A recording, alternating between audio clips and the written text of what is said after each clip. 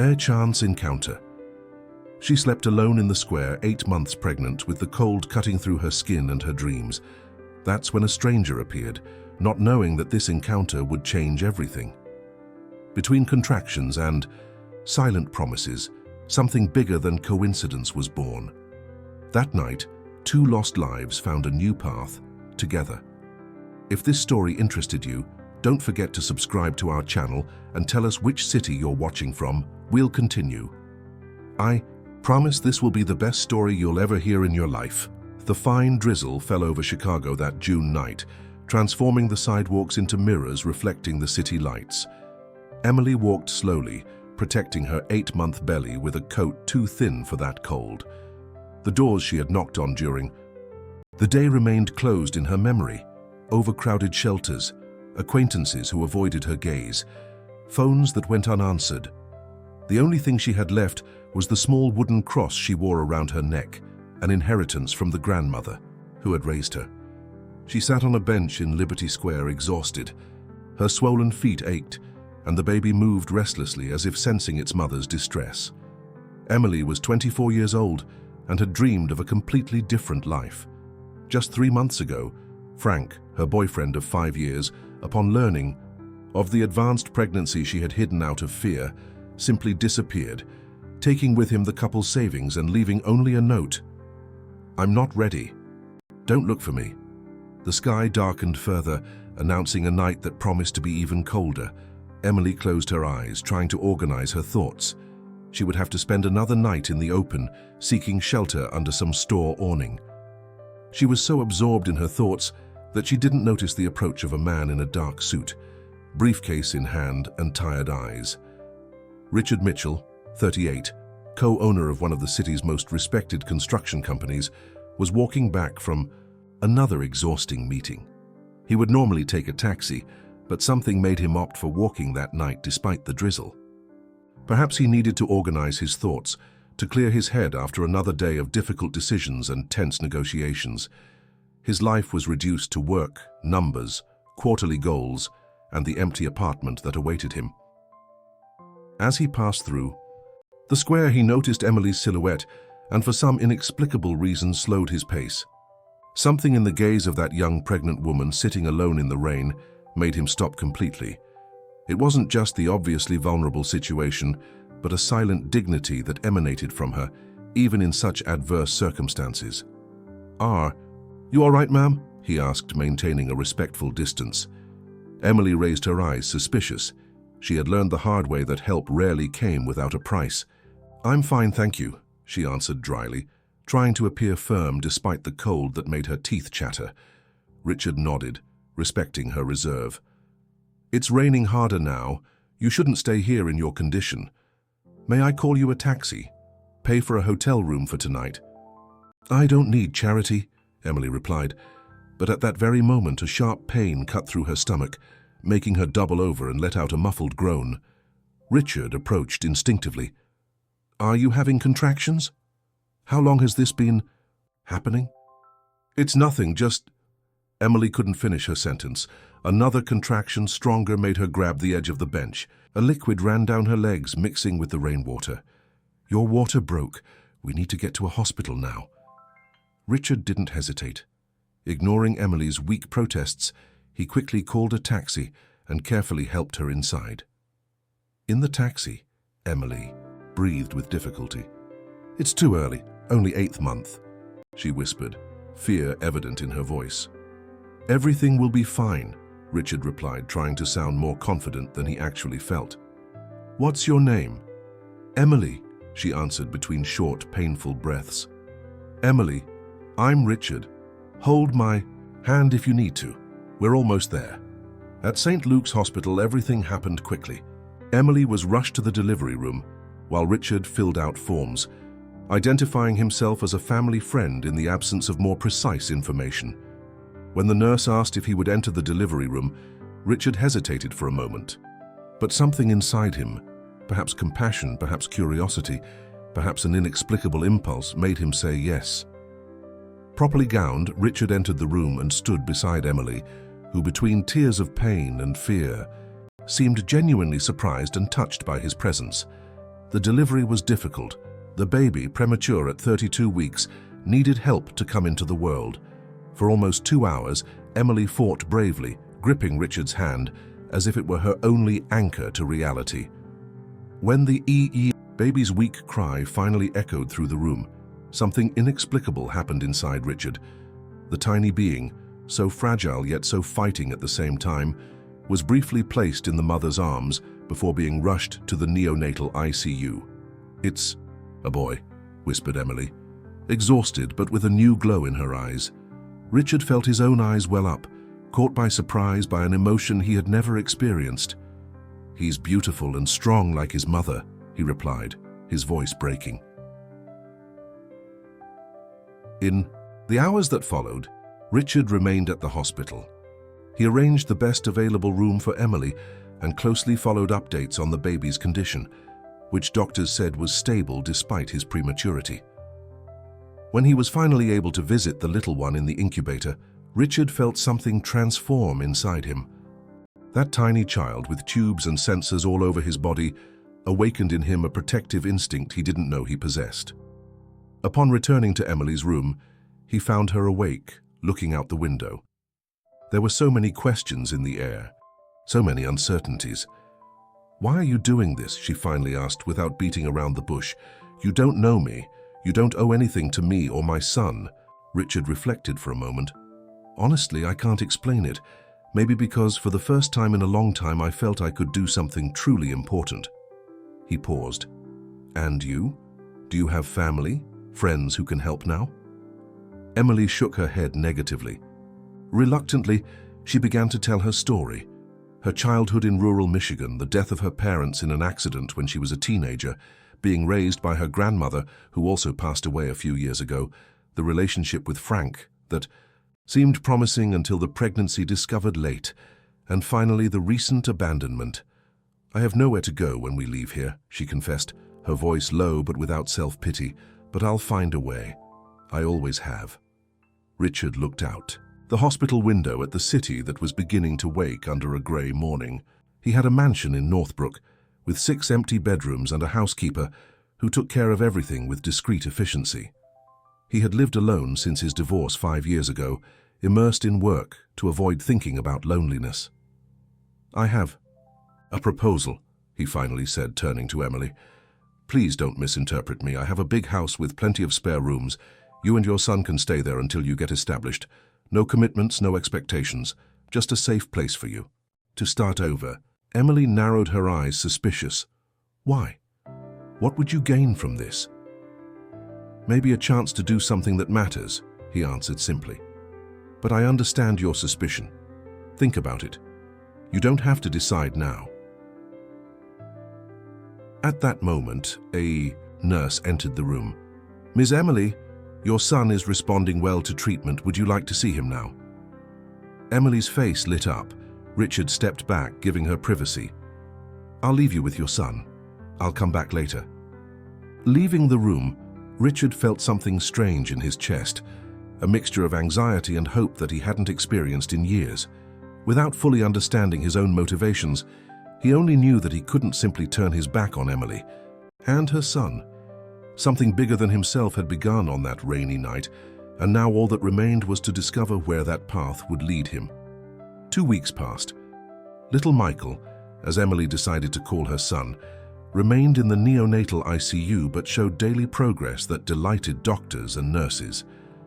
Emily, recovered from childbirth, spent her days at the hospital, only leaving her son's incubator for quick meals in the cafeteria. Richard appeared every day after work, always bringing something: new clothes for the baby, healthy snacks for Emily, books for the long hours of waiting. It was during one of these visits that Emily finally accepted his proposal. "When Michael is discharged, we'll accept your offer of accommodation," she said, looking directly into Richard's eyes.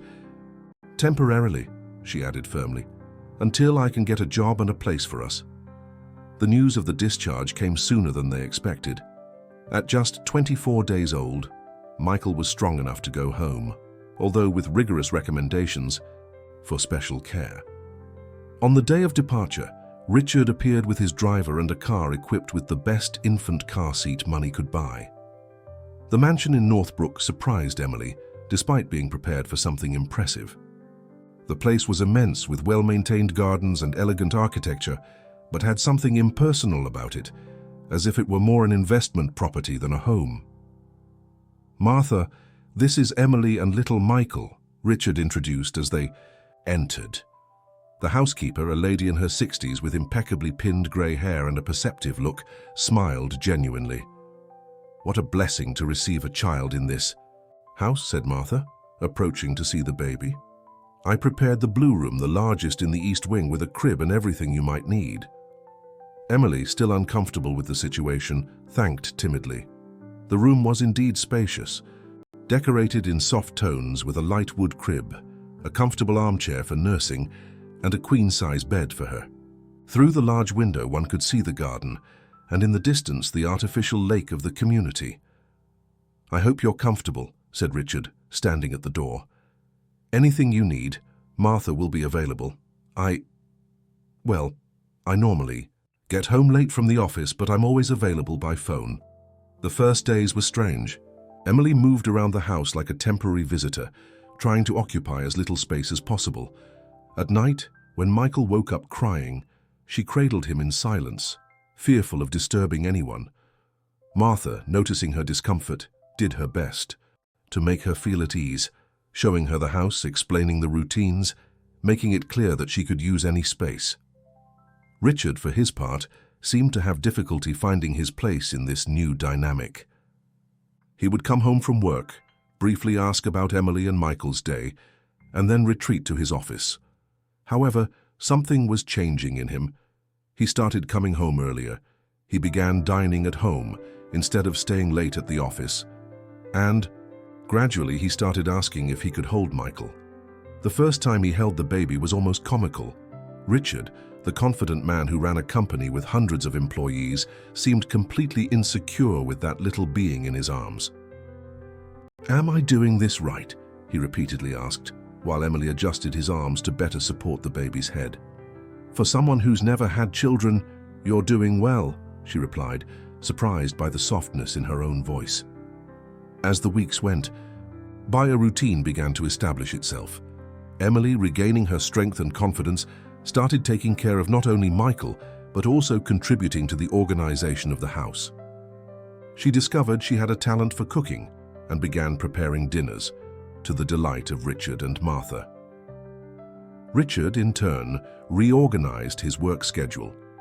He began leaving the office earlier, delegating tasks he previously considered impossible to transfer.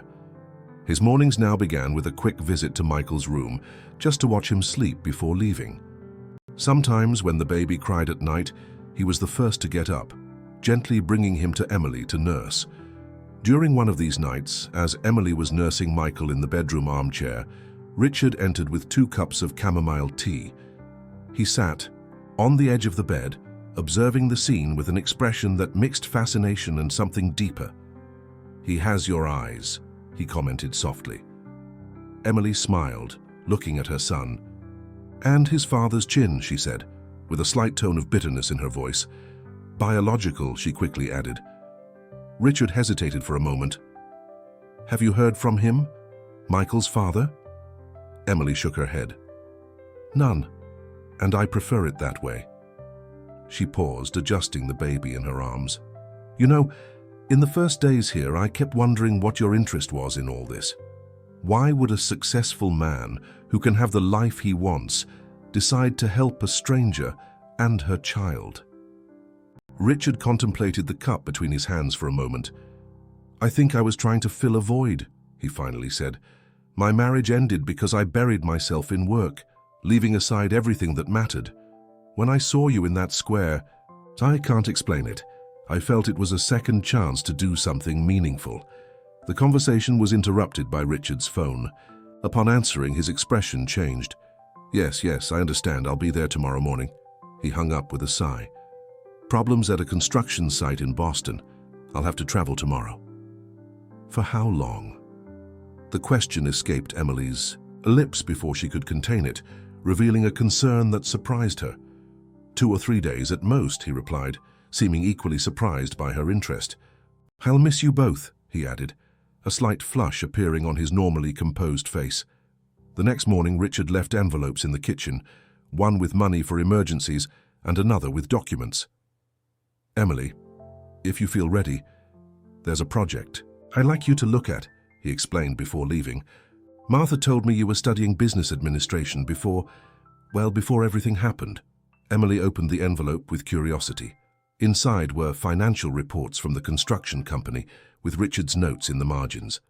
I trust your perspective, said the attached note. No pressure. In the following days, while Michael slept, Emily immersed herself in the documents. She discovered she had a facility with numbers and strategies, identifying patterns and inefficiencies that might go unnoticed by someone so close to the business. When Richard returned, she had a notebook full of notes and suggestions. Impressive, he said after reviewing the material. You have a sharp eye for business. Have you thought about resuming your studies? Emily smiled, genuinely happy with the recognition. It would be a dream, but now with Michael. We could work something out, Richard offered. There are excellent universities that offer distance learning courses, and Martha would love to help with Michael. The idea slowly germinated. Emily enrolled in an online course, resuming the interrupted path. Richard, in turn, began bringing more work home, establishing a small office in the room next to hers. Sometimes they worked together late into the night, discussing strategies for the company, while the baby monitor remained on beside them. It was during one of these work nights, with Michael completing 3 months, that Emily's phone rang. The unknown number made her heart race. When she answered, the voice on the other end confirmed her fears. Emily? It's Frank. We need to talk about our son. The blood froze in her veins. Richard, noticing her paleness, approached with concern. Emily hung up the phone with trembling hands. Frank wants to see Michael, she whispered, her voice almost inaudible. After all this time, he wants to talk about our son. Richard sat beside her, taking her hands in his. What do you want to do? I don't know, Emily answered honestly. Part of me wants to protect Michael from someone who abandoned us, but another part thinks he has the right to know his biological father. You don't have to decide now, Richard assured, but know that whatever your decision, you're not alone. That night, Emily barely slept. Memories and fears mixed in her mind. In the early morning, she got up and went to Michael's crib, watching him sleep peacefully, oblivious to the complications approaching. In the hallway, she found Richard also awake, standing at his own bedroom door. I couldn't sleep, he confessed. Neither could I, replied Emily. Without saying anything more, they sat in the living room on the large sofa that overlooked the night garden. The silence between them was comfortable, as if words were unnecessary to express what they felt. When the first ray of sun began to illuminate the horizon, Emily rested her head on Richard's shoulder, and he, hesitant at first, put his arm around her. No matter what happens, he said softly, you two have a home here. Always. Emily closed, her eyes allowing herself for the first time in a long time to feel truly protected. What had begun as a temporary arrangement of convenience was transforming into something much deeper, something neither of them had planned or expected, something that would now be tested by Frank's unexpected return. The meeting with Frank was set at a cafe in downtown Chicago. Emily decided to go alone despite Richard's protests, who offered to accompany her. I need to face this on my own, she explained, as she prepared on that sunny October morning. Michael, now almost 4 months old, would remain in Martha's care. At least let me drive you there, insisted Richard. Emily ended up agreeing, more for the comfort of his presence on the journey than for the necessity itself. On the way, they remained in silence, each immersed in their own thoughts. When they arrived at the cafe, Richard briefly held her hand. I'll be nearby. One message and I'll come immediately. Emily entered the establishment with a racing heart but a firm posture. She located Frank at a table in the back, thinner than she remembered, with deep circles under his eyes and a nervousness evident in the way he drummed his fingers on the table. For an instant, she felt a pang of compassion, quickly replaced by the memory of abandonment. Emily, he stood up, hesitant. You look different. 4 months of motherhood will do that, she replied dryly, sitting down. What do you want, Frank? He lowered his eyes, visibly uncomfortable. I wanted to apologize, first of all. I know what I did was unforgivable, but I was terrified, in no condition to be a father. And now you are? Frank sighed. My parents found out about the baby. They're pressuring me to meet their grandson, talking about family responsibilities, about the Walker name. He paused. They hired a lawyer. They want to discuss custody, child support, regular visits. Emily felt her blood boil. After abandoning me pregnant and without resources, now they want to discuss custody. Emily, I know it seems absurd, but they have influence, money. Frank seemed genuinely embarrassed. They said I could lose my inheritance if I don't take on my responsibilities. So that's it? Your responsibilities only exist when there's money at stake? Emily took a deep breath, trying to control her anger. Michael isn't an object to be disputed. He's a child you chose not to know until now. Can I at least see him? Meet my son? Emily hesitated.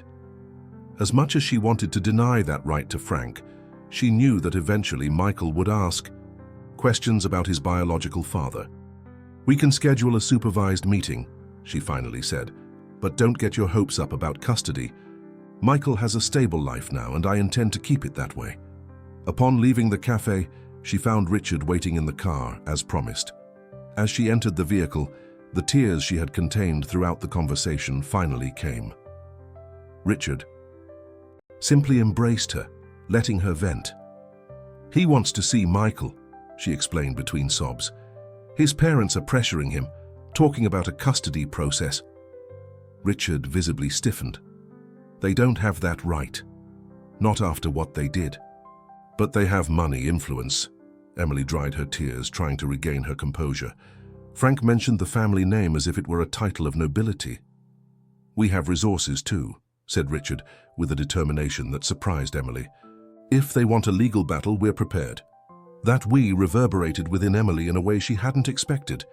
She looked at Richard, seeing beyond the successful businessman, seeing the man who, with no obligation whatsoever, had chosen to be by her side in the most difficult moments.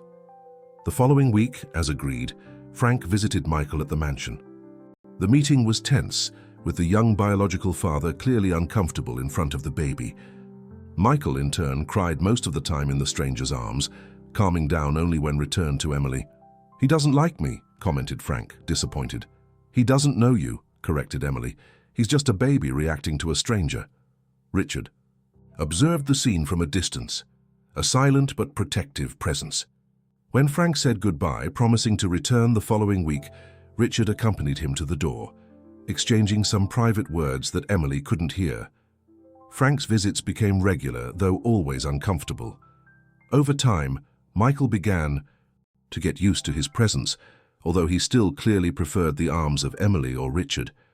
The latter had become a father figure for the baby, often being the only person able to calm him during nighttime colic. The growing intimacy between Emily, Richard, and Michael did not go unnoticed. Martha observed the transformation of that house, previously a place of passage, now a true home. Michael's laughter echoed through the corridors.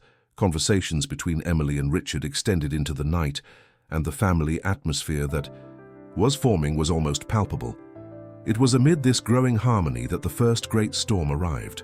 On a Thursday afternoon, as Emily was working remotely on some projects for the construction company, the doorbell rang. Martha answered, and minutes later came to inform, "Miss Emily, there's a visitor asking to speak with Mr. Richard. She said she's an old friend." Emily, curious, went to the living room. She found an elegant woman, approximately 35, years old, perfectly styled hair, and a posture that exuded confidence and sophistication. "Ah, you must be Richard's new protégé," said the woman, examining Emily from head to toe. "I'm Victoria Price, an old friend of his. And you are?" Something in the way Victoria pronounced protégé made Emily feel a chill down her spine. "Emily Winters. Richard isn't here. He should only return tonight," Victoria smiled, a smile that didn't reach her eyes. Don't worry, dear, I know his schedule well. Actually, I was curious to meet you. Richard always had a weakness for charity cases. The words hit Emily like a slap. I'm not a charity case. Of course not, dear. Victoria gave a light laugh. Just like Louisa wasn't, or Camilla or myself. Richard loves rescuing women in difficult situations, making them feel special until she left the sentence hanging, studying Emily's reaction. I think you should leave, Emily said, keeping her voice firm despite the inner turmoil. As you wish. Just one piece of advice. Don't confuse gratitude with love. Richard is an expert at making that line blurry. She handed over an elegant card. When reality hits, call me. I have a story to tell. After Victoria left, Emily remained in the living room, the woman's words echoing in her mind. She had never questioned Richard's motivations, accepting his kindness as genuine. Now doubts began to infiltrate. When Richard arrived, he found Emily distant, responding only as necessary. After Michael was put to bed, he finally asked what was happening. Victoria was here today, Emily said simply, observing his reaction. Richard visibly paled. What did she want? To warn me, apparently, about how you collect fragile women only to abandon them later. Heavy silence fell between them. Richard ran his hand through his hair, clearly disturbed. Victoria and I had a complicated relationship years ago. It ended badly. Is it true? About the other women you rescued? Richard hesitated, and that hesitation was like a confirmation to Emily. There were situations where I helped people, yes, but not as she's implying. Why didn't you tell me about this before? Emily's voice trembled slightly. About your history of being a savior. Because that's not how I see you or Michael. Richard raised his voice, frustrated, then took a deep breath, trying to calm down. Emily, what happened between us? It wasn't planned. It's not a project. How can I know? I'm living in your house, depending on your generosity, while you rebuild your empty life through my problems. The words came out harsher than intended, fueled by the fear of having her heart broken again. Richard's face showed the pain caused by those words. If that's how you feel, maybe it's better if I distance myself for a while. The next morning, Richard had left, leaving only a note. I'll be at the Grand Hyatt. I'll give you the space you need. The house remains your home for as long as you want. The days that followed were the hardest since Emily had arrived at that house. Michael, feeling Richard's absence, cried more than usual, especially at night. Emily tried to maintain the routine, but something had broken inside her. He's never stayed away this long since you arrived, commented Martha one night as she helped calm Michael, not even on business trips. Emily nodded in silence, cradling the restless baby. Maybe it's better this way. We were confusing things. Martha observed her with those wise eyes that seemed to see beyond words. May I tell you a story, Miss Emily? Something I've never told anyone in this house. Intrigued, Emily agreed. Martha sat in the armchair beside her, her wrinkled hands smoothing her impeccable apron. When I was young, I also found myself alone with a small child. The child's father was married, something I discovered too late. When I got pregnant, he disappeared. My family rejected me, calling me disgraced. She paused, her eyes distant in the memories. I accepted any available work, often leaving my son with neighbors. One day, a female employer offered me housing along with the job. I thought it was kindness, but soon discovered her true intentions. She wanted my son for herself, as she couldn't have children.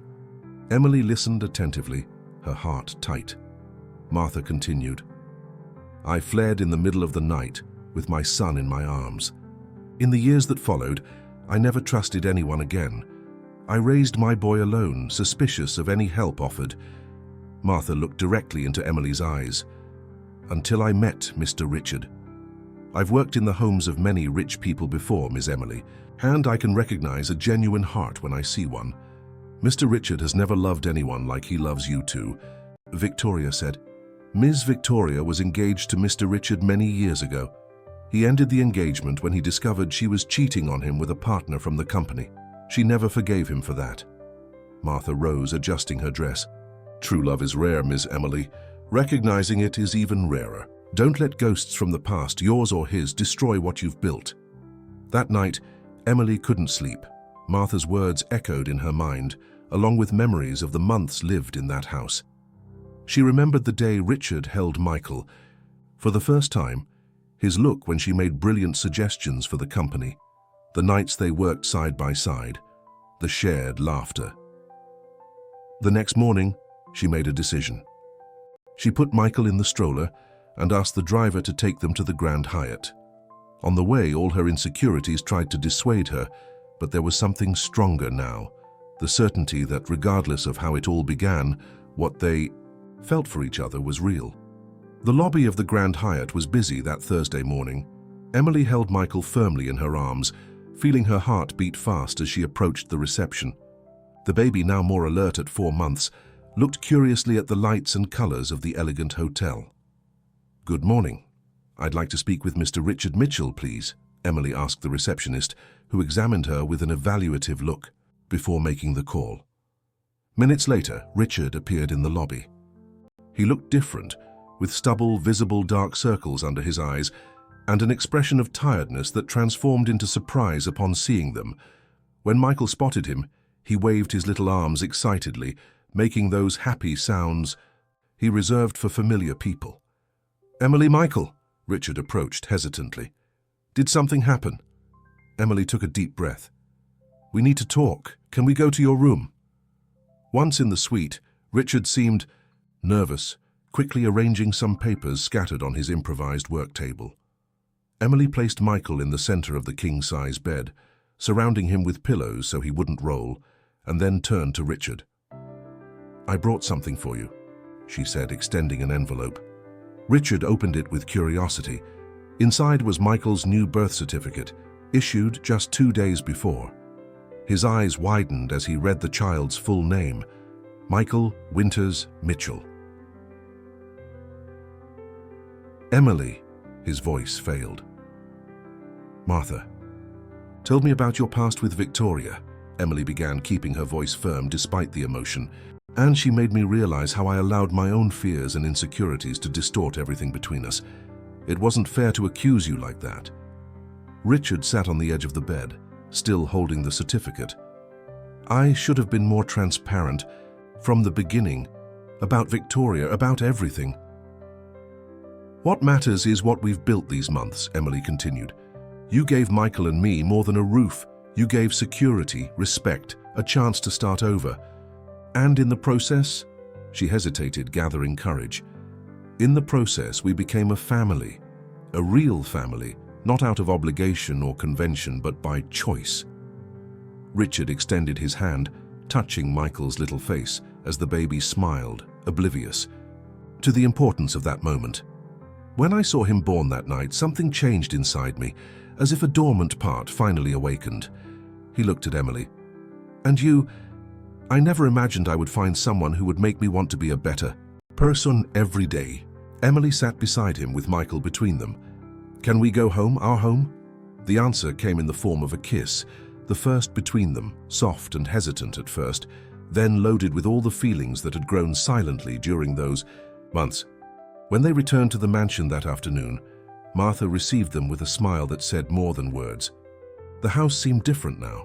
It was no longer a place of passage or a temporary arrangement, but a true home.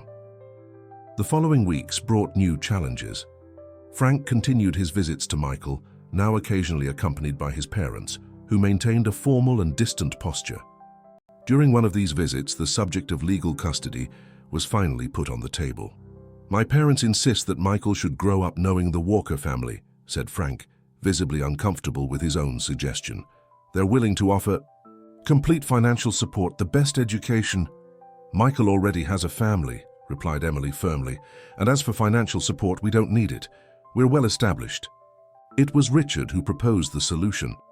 "What if we formalized legally what we already are in practice?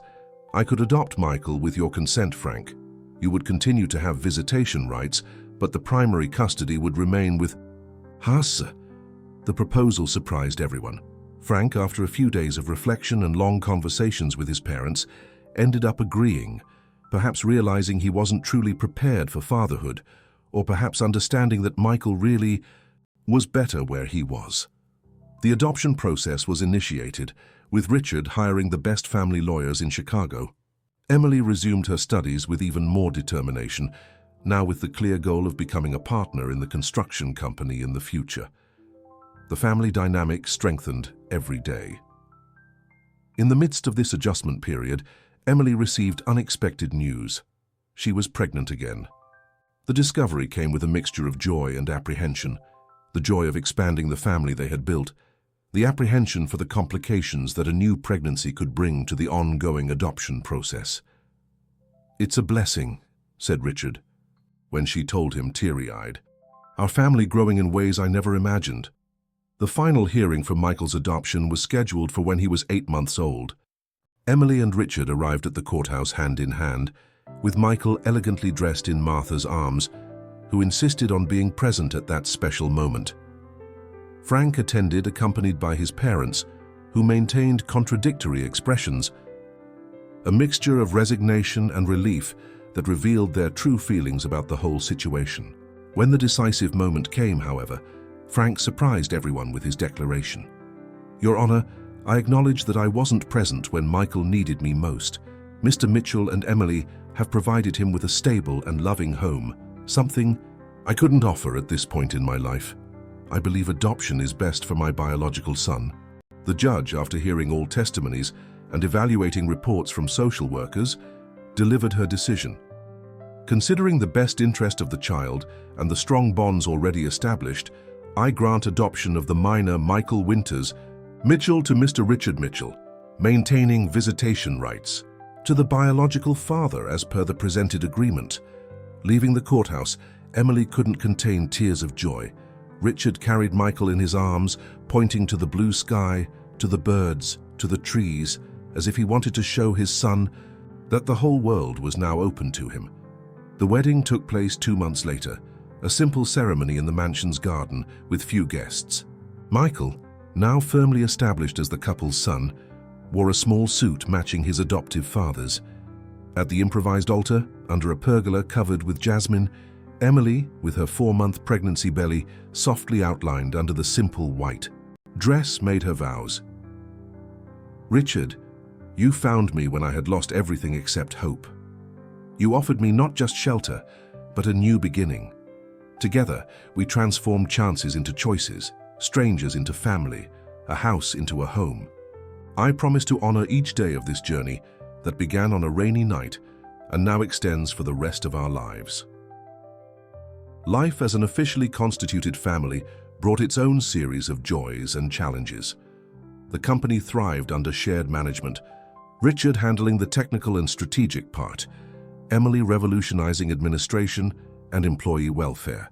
They created a workplace daycare, inspired by their own experience as working parents, an initiative that was celebrated in specialized media. In the 6th month of pregnancy, however, Emily began experiencing complications. High blood pressure, swelling, symptoms that required absolute rest. Richard reorganized his entire routine to be more present, working predominantly from home, sharing with Martha the care for Michael and his wife. It was during this difficult period that the true strength of the family they had built was revealed. Martha, more than a housekeeper, had become an essential part of that unit. With her experience and affection, she kept the house running while Emily recovered.